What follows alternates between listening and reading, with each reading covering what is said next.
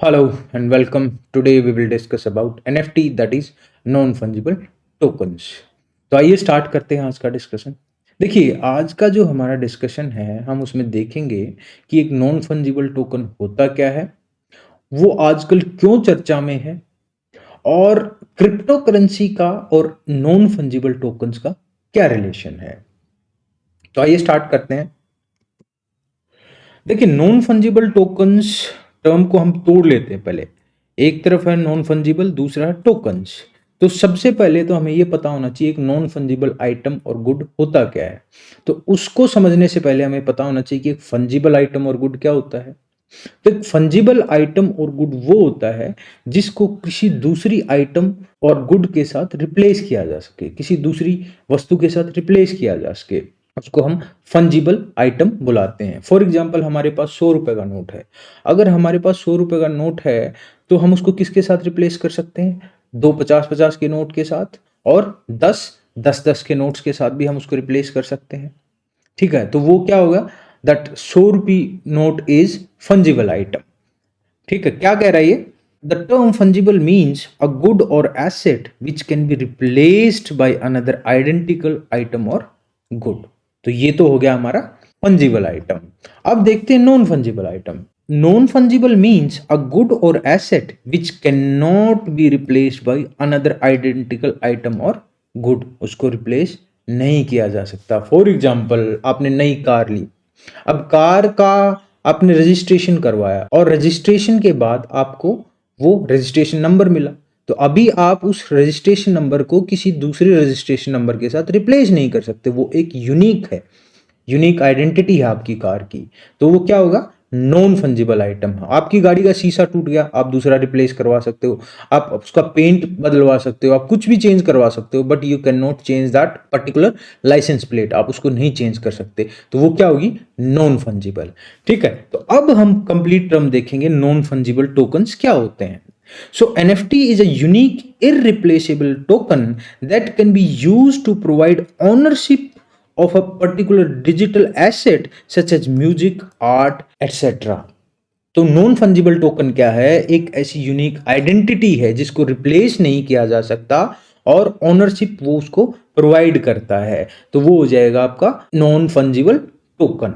ठीक है, for example कोई आपने गाना बनाया, अगर आप उसका एनएफटी ले लेते हो तो you are the owner of that particular song. ठीक है, अगर आप उसको क्रिप्टो वर्ल्ड में बेचने चलोगे तो only you can sell that particular song, because आपके पास उसका जो टोकन के फॉर्म में जो यूनिक आइडेंटिटी है, पासवर्ड है, वो आप ही ट्रांसफर कर पाओगे उसको, और कोई उसको रिप्लेस नहीं कर सकता है। ठीक है, तो और देखते हैं, थोड़ा सा इसको समझते हैं कि क्या होता है NFT. Each token has different and unique value depending on which asset it represents. तो हर एसेट का डिजिटल वर्ल्ड के अंदर एक यूनिक टोकन होगा, यूनिक वैल्यू होगी, उसको आप रिप्लेस नहीं कर सकते। NFT exist purely in digital form. जो चीजें डिजिटली हैं उनकी ही एनएफटी हो सकती है। तो क्या फिजिकल चीजों की एनएफटी नहीं हो सकती? हो सकती है, लेकिन उसका तरीका अलग होगा। फॉर एग्जाम्पल, ताजमहल है। ताजमहल की आप एनएफटी क्रिएट नहीं कर सकते, लेकिन ताजमहल का अगर आप फोटो ले लेते हो, उसका वीडियो बना लेते हो, तो उसकी आप एनएफटी क्रिएट कर सकते हो। उस फोटो को, उस एनएफटी को आप डिजिटल वर्ल्ड में उसकी ओनरशिप शो कर सकते हो, उसको आप बेच सकते हो, सेल कर सकते हो क्रिप्टो करेंसी के थ्रू। ये बता भी रहा है यहाँ पे, NFTs could also associated with physical goods, तो उनकी भी हो सकती है। To avoid duplicity blockchain technology is used. ये हम डिस्कस करेंगे क्या होती है ब्लॉकचेन टेक्नोलॉजी। तो अगर हम ब्लॉकचेन टेक्नोलॉजी के थ्रू एनएफटी क्रिएट करते हैं तो डुप्लिसिटी नहीं हो सकती, उसकी डुप्लीकेट आइडेंटिटी क्रिएट नहीं की जा सकती उस पर्टिकुलर एसेट की। अब देखो, ये ट्रेंड में आ गया, अभी काफी ज्यादा इसकी बातें चल रही हैं आजकल एनएफटी की। युवराज सिंह ने जो 6 मारे थे, उसकी वीडियो की वो एनएफटी क्रिएट कर रहे हैं किसी कंपनी के साथ मिलके। टाइम्स ऑफ इंडिया है, ये कब का है? ये है आपका 25 दिसंबर 2021। Yuvraj Singh partners with collection to launch his NFT collection in space. तो वो लॉन्च कर रहे हैं उन 666 का वीडियो का। तो अभी वो NFT के बाद जो यूनिक आइडेंटिटी मिलेगी युवराज सिंह के, वो उस वीडियो के मालिक हो जाएंगे। ठीक है, ये देखो मान के चलो मोदी जी की ये फोटो है जिसमें उन्होंने हेडगियर पहना हुआ है नॉर्थ ईस्ट के किसी स्टेट से, और आप चाहते हो कि सबसे पहले मैं इस फोटो की NFT क्रिएट करके, और मोदी जी एक फेमस पर्सनैलिटी हैं, तो क्यों ना मैं इसको मार्केट में बेचूं इस फोटो को। तो क्या हो सकता है, सब पॉसिबल है। नेक्स्ट है हाउ NFTs वर्क। NFT काम कैसे करते हैं, तो देखते हैं। NFTs are unit of data stored in digital ledger. Ledger क्या होता है, बही खाता। डिजिटल बही खाते के अंदर एक तरीके का स्टोर्ड डेटा होता है। NFT यूनिक आइडेंटिटी है, वो एक तरीके का डेटा है। Anything that can be converted into digital form can be NFT। ये हमने देख लिया है कि कोई भी NFT हो सकती है जिसको हम डिजिटल फॉर्म में कन्वर्ट कर सकते हो।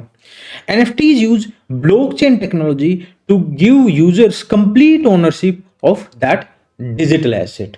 तो वो कंप्लीट एसेट देंगे क्योंकि जो टेक्नोलॉजी है ब्लॉकचेन की वो काफी सिक्योर है, उसको डुप्लीकेट नहीं किया जा सकता। अब देखेंगे ब्लॉकचेन टेक्नोलॉजी होती क्या है, ताकि आपको ये समझ आए कि सारा का सारा दारोमदार ब्लॉकचेन टेक्नोलॉजी के ऊपर ही है NFT का। तो क्योंकि अगर ब्लॉकचेन टेक्नोलॉजी नहीं होगी तो यूनिक आइडेंटिटी क्रिएट नहीं होगी। तो कैसे काम करती है ब्लॉकचेन टेक्नोलॉजी, उसको देख लेते हैं।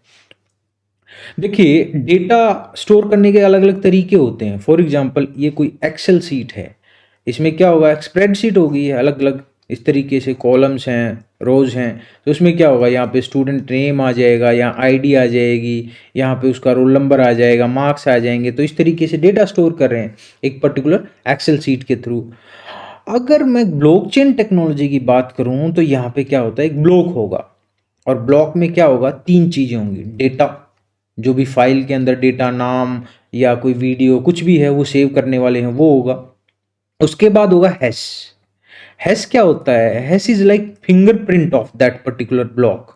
एक यूनिक आइडेंटिटी होती है किसकी, इस पर्टिकुलर ब्लॉक की। फॉर एग्जांपल इसकी है 411। ठीक है, उसके बाद तीसरी चीज होती है हैश ऑफ प्रीवियस ब्लॉक। तो मान के चलो इससे पहले वाला जो ब्लॉक था उसकी थी 410।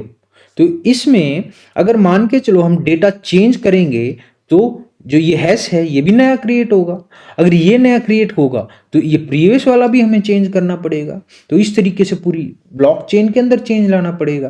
तो ये चेंज लाना इम्पॉसिबल है। ठीक है, तो इस वजह से ये टेक्नोलॉजी काफ़ी ज़्यादा सिक्योर है।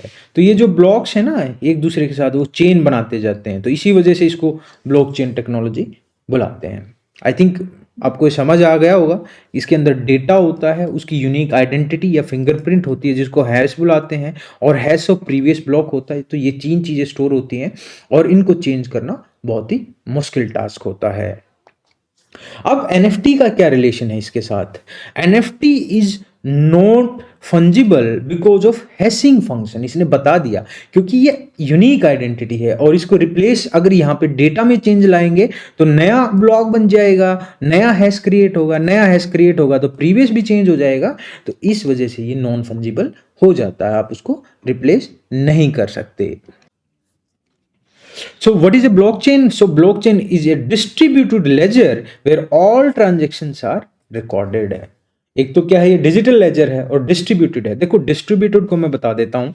जब डेटा को स्टोर या एक्सेस किया जाता है सर्वर पे, वो दो तरीके से होते हैं। एक होता है आपका सेंट्रल सर्वर, ये आपका सर्वर है, उसके बाद ये आपका क्लाइंट है। ठीक है, तो ऐसे ये भी क्लाइंट हो गया। तो जो भी इंफॉर्मेशन क्लाइंट इससे मांगेगा, इससे रिक्वेस्ट करेगा, ये इसको देगा इस तरीके से। तो ये हो गया आपका सेंट्रल डेटाबेस। लेकिन डिस्ट्रीब्यूटेड में क्या होता है, ये अलग अलग अलग तरीके से बहुत सारे सर्वर भी हैं और वो क्लाइंट भी हैं, एक दूसरे के साथ कनेक्टेड होते हैं वो, और हर किसी के पास एक कॉपी होती है। यहाँ पे सिर्फ और सिर्फ सर्वर के पास डेटा है, लेकिन यहाँ पे बहुत सारे सर्वर्स हैं तो इनके पास, सबके पास डेटा होता है। ये होगा आपका डिस्ट्रीब्यूटेड लेजर। मतलब जो स्टोरेज है उस पर्टिकुलर डेटा के, वो एक सर्वर पे नहीं है, अलग अलग डिस्ट्रीब्यूटेड है अलग अलग सर्वर्स पे। तो ये ब्लॉकचेन टेक्नोलॉजी आपकी डिस्ट्रीब्यूटेड लेजर है, डिस्ट्रीब्यूटेड सर्वर्स पे उसको सेव किया जाता है। Transactions made are transparent. Transparent है, once made they can be seen by anyone and cannot be changed or modified once recorded. एक बार उसको रिकॉर्ड हो गया तो उसको आप मॉडिफाई नहीं कर सकते। दूसरी कॉपी बना सकते हो, अगर नया डेटा आता है तो उसमें नई दूसरी कॉपी बन जाएगी, लेकिन उस एग्जिस्टिंग कॉपी के अंदर आप फ्रॉड नहीं कर सकते, उसमें चेंज नहीं कर सकते हो। Transactions that is duplicated distributed across the entire network of computer on the blockchain. ये अभी आपको बता दिया कि उसको डिस्ट्रीब्यूट किया जाता है वहां पे, क्योंकि बहुत सारे सर्वर हैं, सिर्फ एक सर्वर काम नहीं कर रहा है। अब है एनएफटी ट्रेड कैसे किया जाता है। अभी हमने देखा कि एनएफटी काम कैसे करता है, लेकिन अभी हम देखेंगे एनएफटी ट्रेड कैसे किया जाता है। So NFTs can be traded only in crypto currency. आप इसको नॉर्मल किसी भी देश की करेंसी में आप इसको ट्रेड नहीं कर सकते। तो क्रिप्टो करेंसी में जब आप उसको ट्रेड कर रहे हो तो आपके पास क्रिप्टो करेंसी वॉलेट होना चाहिए। ठीक है, ऑब्वियस सी बात, अगर वॉलेट नहीं है तो आप इसको ट्रेड कैसे करोगे।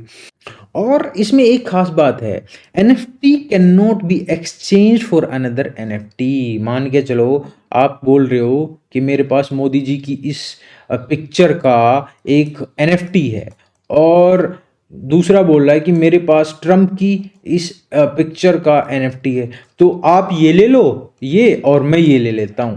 तो ये नहीं हो सकता, सिर्फ और सिर्फ इसको क्रिप्टो करेंसी में बाय किया जा सकता है। एनएफटी के बदले आप एनएफटी एक्सचेंज नहीं कर सकते। अगर आप किसी पर्टिकुलर पिक्चर, वीडियो या किसी भी डिजिटल एसेट की ओनरशिप चाहते हैं तो आपको उसको क्रिप्टो करेंसी में पे करना होगा। Now difference in NFTs and crypto currency. देखो नई टर्म है, बहुत सारी टर्म्स आजकल उलझा रही हैं कि एनएफटी क्या है, क्रिप्टो करेंसी क्या है। तो एनएफटी की एक जो है एक तरीके की यूनिक आइडेंटिटी है, और जो क्रिप्टो करेंसी है वो मीडियम ऑफ एक्सचेंज है। ये क्या है, यूनिक आइडेंटिटी किसी डिजिटल एसेट की, और ये क्या है, मीडियम ऑफ एक्सचेंज है। ये क्या है, नॉन फंजिबल है, इसको दूसरी आईडी क्रिएट नहीं कर सकते, फ्रॉड या फिर रिप्लेस नहीं कर सकते। लेकिन जो क्रिप्टो करेंसी है वो फंजिबल आइटम है। क्यों है फंजिबल आइटम? बिकॉज मान के चलो आपके पास 2 बिटकॉइन है, तो आपको क्या हो सकता है, आप 2 अलग अलग ले सकते हो बिटकॉइन, तो उनको एक्सचेंज किया जा सकता है, रिप्लेस किया जा सकता है। एनएफटीज आर यूनिक, बिल्कुल सही बात है, ये यूनिक होती है। NFT can not be broken down into smaller values. मतलब ऐसा नहीं है कि एक एनएफटी को छोटों में तोड़ा जा सकता है, लेकिन क्रिप्टो करेंसी को स्मॉलर वैल्यूज में तोड़ा जा सकता है। जैसे कि मान के जो क्रिप्टो करेंसी 100 है तो उसको आप 250-50 में भी तोड़ सकते हो। तो मेन डिफरेंस ये है कि ये तो सिर्फ और सिर्फ एक आईडी है, और ये एक तरीके का मीडियम ऑफ एक्सचेंज है। लेकिन जब एनएफटी को ट्रेड करना होगा तो सिर्फ और सिर्फ क्रिप्टो करेंसी में आप ट्रेड कर सकते हो, अदरवाइज उसकी ऑनरशिप चेंज नहीं होगी। ठीक है, तो ये था भाई आज का हमारा टॉपिक एनएफटी के बारे में। बड़ा ही सिंपल है बट बहुत नया टॉपिक है, काफ़ी इंपॉर्टेंट है, एक जनरल अवेयरनेस के पॉइंट ऑफ व्यू से भी और एग्जाम पॉइंट ऑफ व्यू से भी। ठीक है, तो आज के लिए इतना ही। Thank you for watching, see you in next video. Thank you.